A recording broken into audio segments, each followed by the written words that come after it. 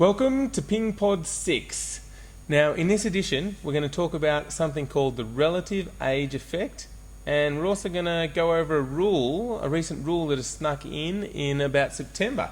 So, welcome aboard, Alice. Thanks, Jeff. Now, you were the first person that actually introduced me to this relative age effect because you'd read it in this book, Outliers, by Malcolm Gladwell. Now, before we talk about what it is, I just want you to take a look at this page here, which shows the National Canadian Ice Hockey Team. It's a roster of all the players. Now, take a close look at that roster and see if you can find something strange, something odd about what's going on here. Do you reckon they're going to see it?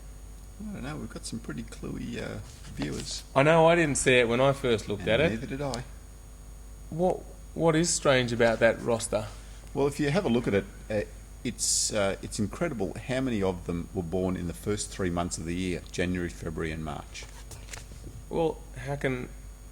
It doesn't make sense. Why would those months be any different? Yeah, well, the critical thing here is that the cut-off date for juniors is the 1st of January. So what happens at a very early age is that you've got kids that are born on the 1st of January playing against kids that were born on the 31st of December. So they're only 1 day apart in age. 1 day apart, but they are in different age categories. Okay. So if you had someone born in January and October, they're like nearly 10 months apart. Yep. And so I guess at a young age, that 10 months is quite a big difference in ability. Yeah, it's a huge difference, especially in the early developmental years. Yep. Like at age 10, the difference between a 9-year-old and a 10-year-old is absolutely huge. And what happens is that at that young age, often squads are selected. Okay. So, like the selectors will have a look and say, well, these guys are both in the under 10s. Yep. Jeff is 10 months older than me, but he's a much better player. So the coach is just going to... So I think for this relative age effect to happen, I think there's 3 things that they talk about that you need. So the first is that you have to have these coaches selecting on ability. Yes. So the coach is going to look at these under 10s and think, all right, I've got to pick a squad based on ability. So if I want to get the best team, and obviously he's going to pick the best players, and the best players generally are the people that are older and bigger and stronger for that age. Yeah. I mean, all other things considered equally, yes. I mean, they will be because they're 10 months more advanced in their physically and mentally. Yeah, so then the first thing is pick it on ability, and then the second is that they stream those into different groups, and then the third thing essential for this relative age effect is that they need a differentiated experience. So in other words, the people that have the most ability, or the older kids, get streamed into a group where they get better coaching, they play more. And particularly in this book where they talk about the ice hockey in Canada, all the best players, all the kids want to play it. So there's a lot of kids in there, and they get streamed at an early age. And then because they're so fanatical, they get a lot more coaching, and they get the better coaches. And it just, what is initially maybe only a small difference, he's just a little bit older and not a lot better, ends up turning into a huge advantage when you add up all the extra opportunities and training they get. By the time they get to 18, they've got such a big advantage over the other kids, which kind of got pushed out and pushed into the less ones, and then they were told they didn't have as much ability, so they didn't think they did, so they got disheartened and they withdrew. Absolutely. It's a lot to do with opportunity, and as you get put into... So at age 10, you get put into the elite squad, okay? The elite squad get more opportunity to train. So the elite squad's training 6 hours a week, okay, and the second squad is training for 2 hours a week. So of course the elite squad then is going to keep moving up and keep getting better. The gap just widens and widens. By age 18, the gap is huge. It seems really, it doesn't feel right. It feels just wrong that basically they're saying if you're born in December, forget about playing sport where they've got a cut-off date in the 1st of January. So obviously in that situation, perhaps the Canadians were missing out on all those talented players that were born in the other 9 months of the year. Yeah. I mean, if I was as talented as Jeff, but Jeff was a year older than me, I would have been pushed out of the system and not had that opportunity. Yeah. So, wow, you know, I mean, it's really a lot to think about, isn't it?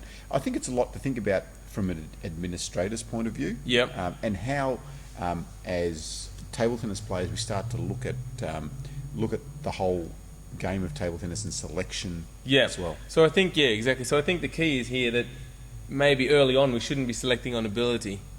That would lessen the effect. And another thing is, I think, I'm not sure that this necessarily happens so much in table tennis in Australia. Mm-hmm. Well, there needs to be quite a big pool of players to choose from. So in the smaller areas, basically everyone's thrown into the elite group, because if you've got 10 players, they're all elite. Yep. If you've got 200 players, then you've got the opportunity to select those 10 players that are elite. Yep, exactly.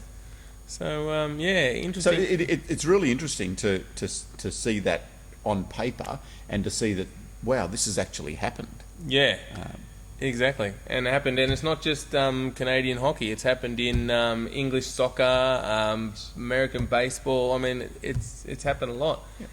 And Malcolm Gladwell's even suggesting that even in some schools you can get this. If you're an older kid in the school, you get put in the highest maths group, and then you go on and develop more, and you get better teaching, and you go on to college, whereas the kid that was younger could have been just as smart, but unfortunately gets put into the lower maths group, doesn't get taught as much, and that has a major impact on their life. Yes. Yeah, I mean, certainly when my kids were just about to start school, there was a lot of talk about whether you should keep them back if they're on the borderline of what age they should be starting school, or what year they should be starting. A lot of the reading was tending towards holding them back so that they were at the top of their class rather than at the bottom of their class. Okay, so if you were interested, have a read of Outliers, and if you've got any experiences that relate to this relative age effect, then leave a comment on our website. We'd love to hear from you. Certainly would. It's an interesting topic. Very interesting. All right, so now I want to move on to a new table tennis rule that's just come in. Can you tell us a little bit about the new rule? Yes, I'll quote the rule. It's Rule 2.10.1.6 in the ITTF book. So what it talks about now is the old double hit. So previously, if I was hitting the ball and it hit my finger and it hit my bat, okay, that was a double hit. Now, it talks about, and I'll just quote it, if the opponent intentionally strikes the ball twice in succession. So, if I've swung at the ball and it's hit my finger and my bat, it's a double hit, but it's not intentional. Mm-hmm. So, therefore, it's still a good hit. Now, this has been a real bone of contention in table tennis, and it always depended on the honesty of the player. Yep. The honest players used to get penalised, basically, because the honest players, when it hit their finger and their bat, would say, no, because you can feel it when it hits. Yeah, you can feel. I mean, the player knows. Yeah.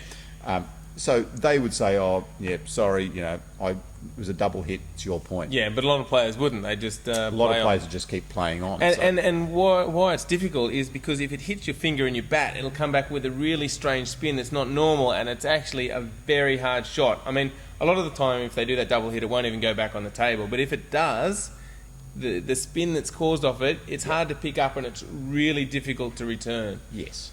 So anyway, I think this is a great rule change. I love it, yeah. Because it just evens the playing field. Yeah, exactly. Because otherwise it was up to the player most of the time, because it was difficult for the umpire to see whether it was a double hit. Exactly. So now, if it's one swing, if it's unintentional, it's play on. And I agree, and it simplifies things for the umpire. He doesn't have to worry about it. If it's one swing and the ball goes on, there's nothing to consider. It's easy to rule, and there's just going to be less fights about it. Absolutely, yeah. And brilliant. Well done, ITTF. Yep, good on you. So, good rule change. I like it. Excellent. Good. Well, that wraps up this edition of the PingPod. Until next time, we'll see you later. Bye for now.